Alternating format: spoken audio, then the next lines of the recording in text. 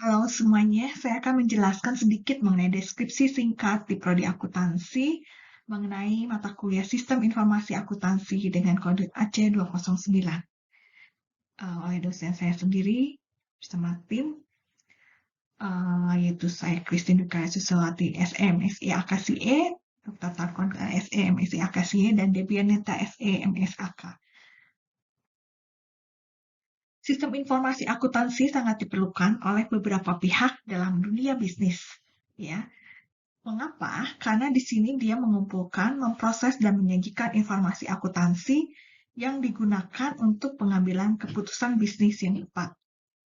Bagaimana caranya? Yaitu dengan menganalisis atau mendokumentasikan dari siklus transaksi sistem pelaporan dan buku besar dalam bentuk outputnya buku besar yang mendukung proses bisnis yang efektif, baik pada industri dagang, jasa, manufaktur, dengan memanfaatkan teknologi terkini seperti cloud computing, big data, dan data analitik.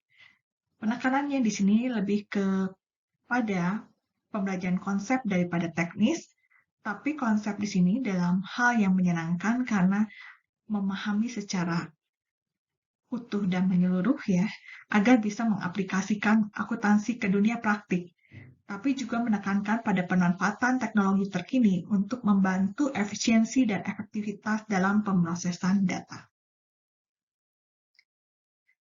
Nah, kita lihat dalam bentuk bagan di bawah ini bahwa yang kita bahas pertama itu adalah tinjauan sistem informasi akuntansi dalam proses bisnisnya, lalu tinjauan dari pemrosesan transaksi dan perancangan, dan desain formulir dokumen dan media pembukuan perusahaan, dan dalam bentuk suatu sistem terintegrasi di perusahaan yaitu dalam bentuk ERP, dan teknik pendokumentasian sistem sehingga menghasilkan di sini flowchart dan DFD. Sebetulnya output dari nomor 4, tapi ini bisa terjadi kalau ada proses dari nomor 1 sampai nomor 4. Ya.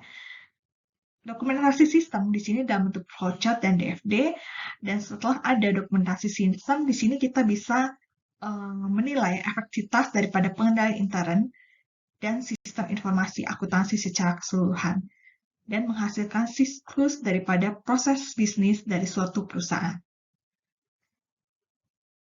Nah, kita lihat siklus proses bisnis perusahaan itu dan sistem buku besarnya jadi terbagi dari siklus pendapatan, siklus pengeluaran, dan siklus produksi, dan siklus manajemen sumber daya manusia. Ini nanti akan dipresentasikan ya oleh tim kelompok berkelompok.